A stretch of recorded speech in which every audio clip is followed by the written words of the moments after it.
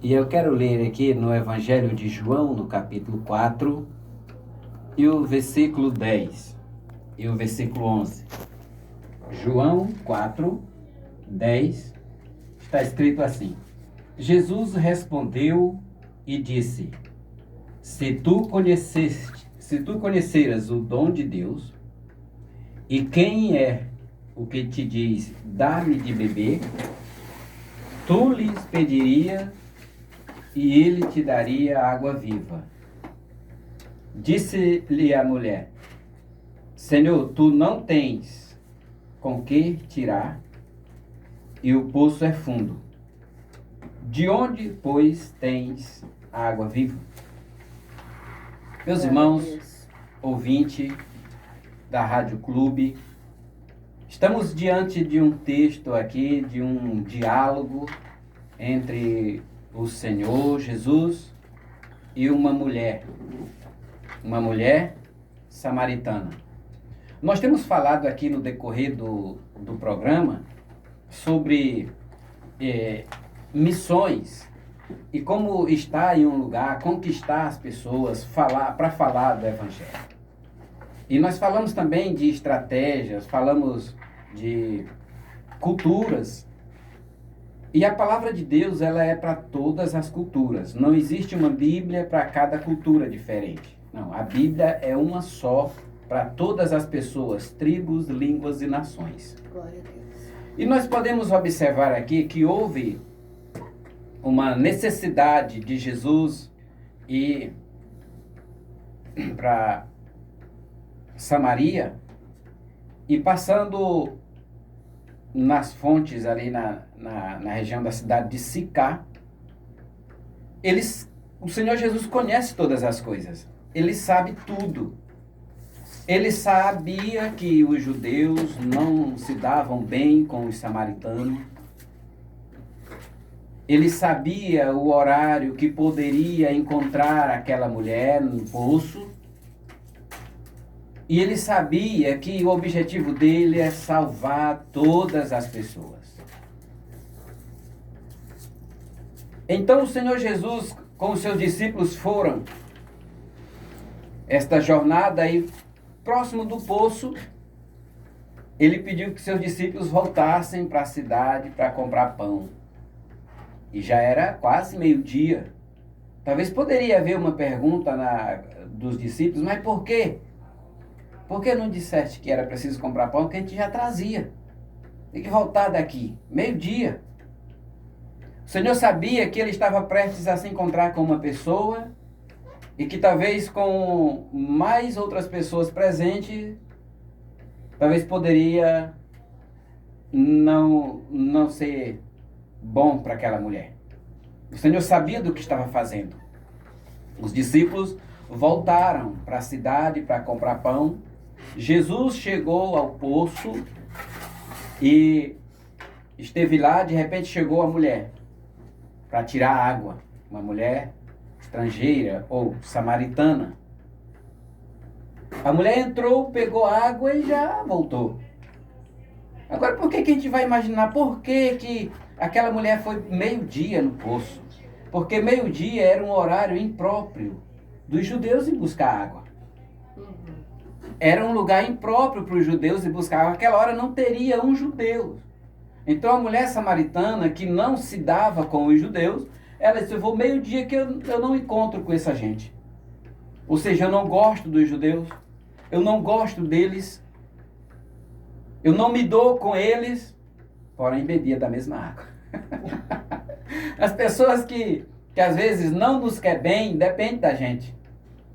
Às vezes tem gente que nos critica, nos rejeita, nos ridicularizam, mas necessitam da gente.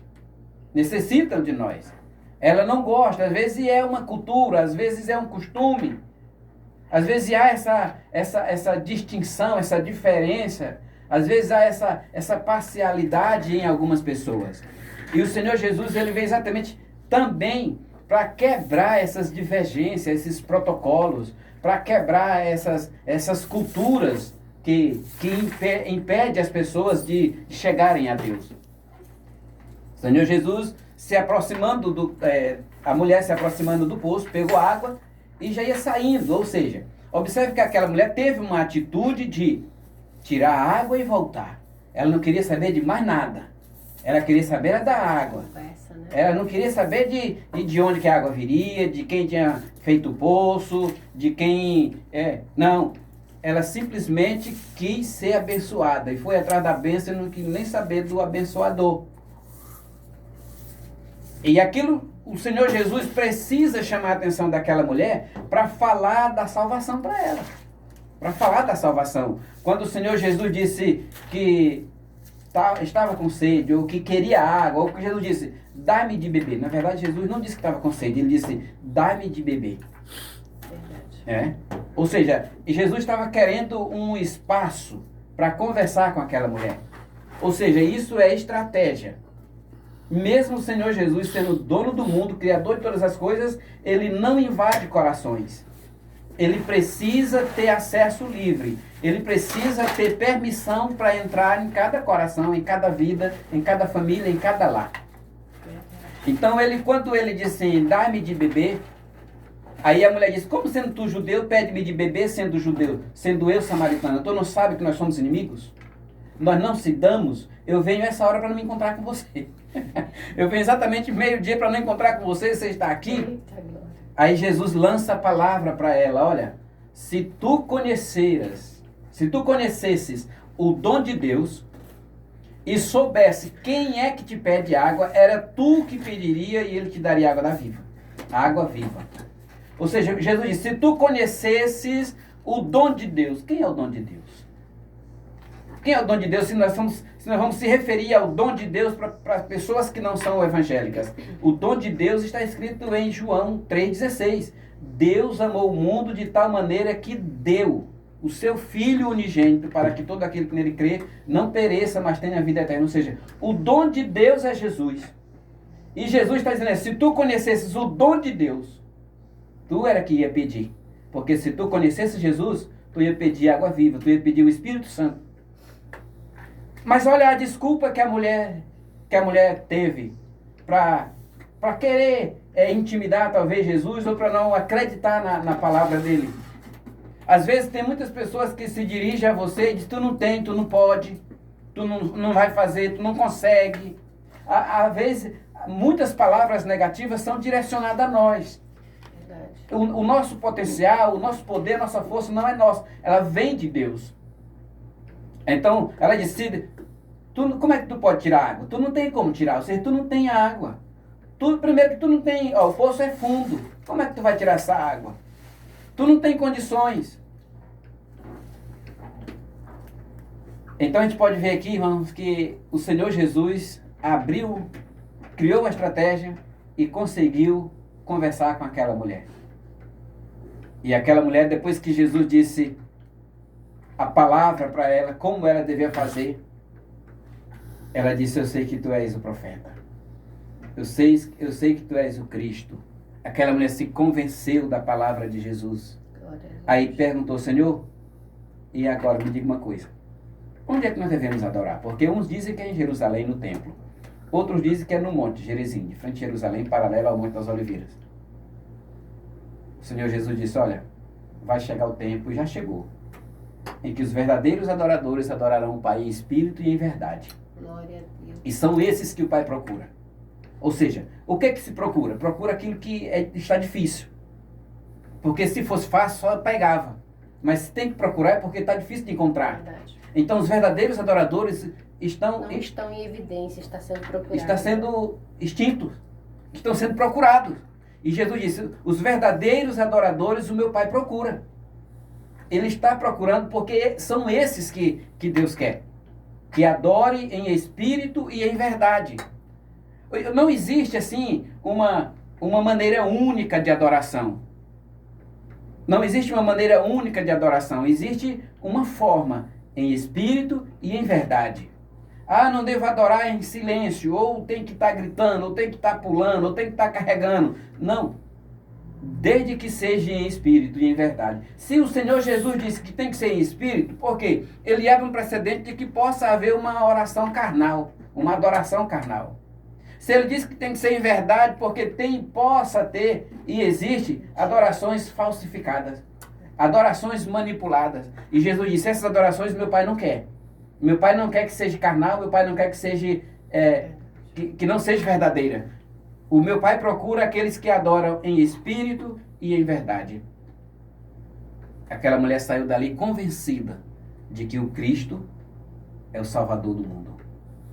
Então essa é a palavra. Se conheceis o dom de Deus, pediria e Ele te daria a água viva.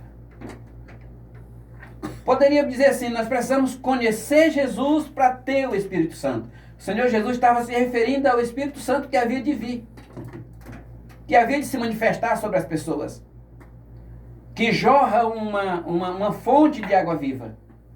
Uma fonte de água viva dentro de nosso ser. Isso ele deixou revelado também em João 7, 47. Aquele que crê em mim, como diz a Escritura, do seu interior fluirá rios de água viva. Quando ele diz, aquele que crê em mim, como diz a Escritura, ele está dizendo, para ser cristão, para ser crente, servir a Deus tem que ser de acordo com a Bíblia. Ele diz, quem crê em mim, como diz a Escritura, não é como eu quero. Não é como alguém imagina.